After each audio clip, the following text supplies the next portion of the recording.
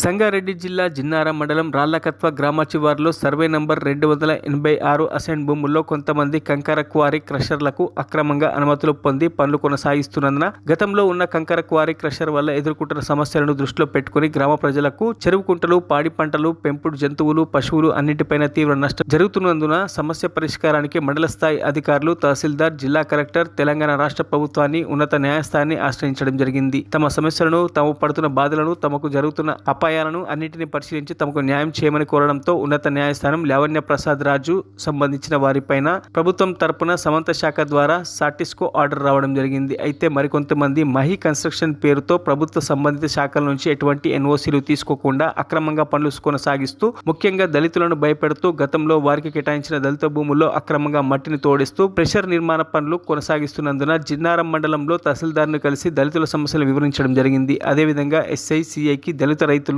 గ్రామ ప్రజలు, దళిత సంఘాల నాయకులు కలిసి వినతి పత్రం ఇచ్చారు. ఈ కార్యక్రమంలో దళిత రత్న డాక్టర్ ఏర్పుల శ్రీనివాస్ తో పాటు మహేష్, SCRPS పడాన్చెరు తాలూకా కన్వీనర్, నాయకులు, రాళ్లకత్వ గ్రామ దళితులు, పాలకత్త యువజన నాయకులు, గ్రామస్తులు పాల్గొన్నారు. స్టేషన్లకు సంబంధించిన వాళ్ళు అనుమతి తీసుకోకుండా వీళ్ళ స్థలాలకు వచ్చి గుంతలు తవ్వడం, మట్టి తీయడం, పేలడం చేసి వీళ్ళని భయప్రాంతులు చేస్తున్నటువంటి దళితులకు ఊరు వాళ్ళని కూడా ఇబ్బంది పెడుతున్నటువంటి వాళ్ళపైన చట్టరీత్యా చర్యలు తీసుకోవాలని MRO గారికి, RDO గారికి, కలెక్టర్ గారికి, ప్రభుత్వాన్ని కూడా విజ్ఞప్తి చేస్తున్నాం. వాళ్ళకు భూమి కేటాయించిన అద్దులు ఎంత, వాళ్ళు తీసుకున్నది ఎంత, అది కూడా ఒక పూర్తి విచారణ చేసి వీళ్ళ భూములు వీళ్ళకు ఇచ్చే విధంగా ప్రభుత్వం చర్యలు తీసుకోవాలని ఈరోజు కోరుతున్నాం. దీనికి ప్రభుత్వం తరఫున కానివ్వండి, ఆల్ ఇండియా సమత సైనిక దళ సంఘం పెద్దలు ఉన్నారు, SRPS నుంచి కానీ అన్ని సంఘాల నుంచి కూడా యువజన సంఘాలు పెద్ద ఎత్తున ఉద్యమం చేయడానికి కూడా వెనుకడుగు ఏమాత్రం వేయబోము. ఈ సమస్య పరిష్కరించకపోతే ఎంత దూరమైనా వెళ్ళడానికి మేము యుద్ధంగా చేస్తామని ప్రకటిస్తున్నాం. జై భీమ్, జై హింద్. ఊర్లో సుమారు ఒక 500 నుంచి 1000 కుటుంబాలు ఉంటాయి. అందులో దళితులు ఇంచుమించు ఒక 40 నుంచి 50 కుటుంబాలు ఉంటాయి. సో 286 సర్వే నంబర్లో సుమారు 162 మంది పట్టాదారులకు 300 ఎకరాల చిల్లర ఇచ్చారు. అందులో దళితులు ఉన్నటువంటి 40 మందికి, 40 కుటుంబాలకి ల్యాండ్ అలకేట్ చేశారు 1984లో. సో ఇందిరాగాంధీ ఉన్నప్పుడు ఆ ల్యాండ్ అలకేట్ చేస్తే ఆ ల్యాండ్లో మా ఉన్న దళితులు అందరూ వ్యవసాయం దాని మీదే ఆధారపడి వ్యవసాయం చేసుకుంటూ బతుకుతున్నారు.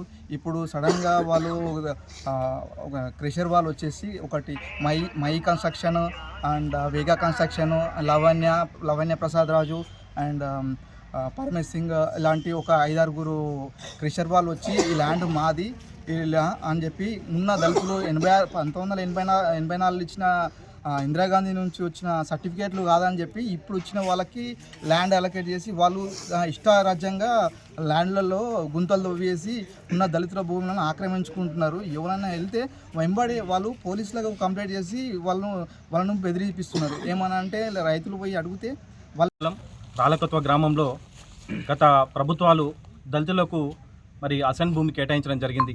అదేవిధంగా ఆ గ్రామంకి సంబంధించినటువంటి అనేక మంది రైతులు సుమారు 200 చిల్లర ఎకరాల భూమి ఉంది.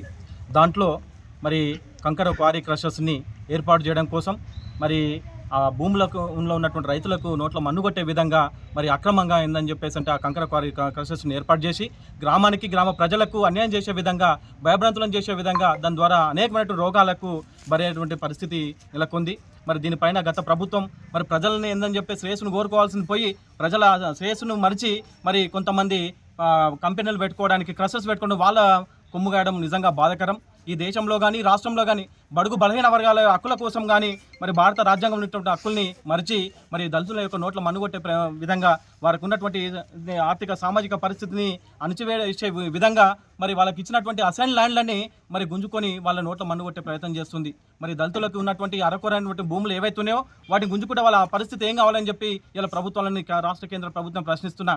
మరి సంగారెడ్డి జిల్లాలో మరి రాష్ట్ర వ్యాప్తంగా గత ప్రభుత్వం కూడా SC STలకు ఇచ్చినటువంటి అసైన్ భూములనే గుంజుకొని మరి కంపెనీలకు కానీ, కొన్ని కంకర క్వారీ క్రషర్స్ కానీ, మిగతా కొన్ని సంస్థలు కానీ అప్పచెప్పే ప్రయత్నం చేస్తుంది. అంటే ప్రభుత్వాల యొక్క ఆలోచన బీద వాళ్ళని ఏంటంటే అణగదొక్కాలనేటువంటి ఆలోచన, బీద వాళ్ళని ఏందని చెప్పేసి అంటే బ్రతకనేది అనే ఆలోచన, బీద వాళ్ళ గొంతు నొక్కే ప్రయత్నం ఎందుకు చేస్తున్నారని చెప్పి ప్రభుత్వం, కేంద్ర రాష్ట్ర ప్రభుత్వం ఈరోజు ఆల్ ఇండియా సమతా సలిత తెలంగాణ రాష్ట్ర పక్షాన, షెడ్యూల్ కులాల హక్కుల పరిరక్షణ సంఘం రాష్ట్ర పక్షాన ఇలా మేము దళితుల తరపున ఈరోజు జిన్నారం మండల కేంద్రానికి విచ్చేసి MRO గారికి మెమరాండం ఇచ్చి దళితులకు న్యాయం చేయమని అడుగుతున్నాం.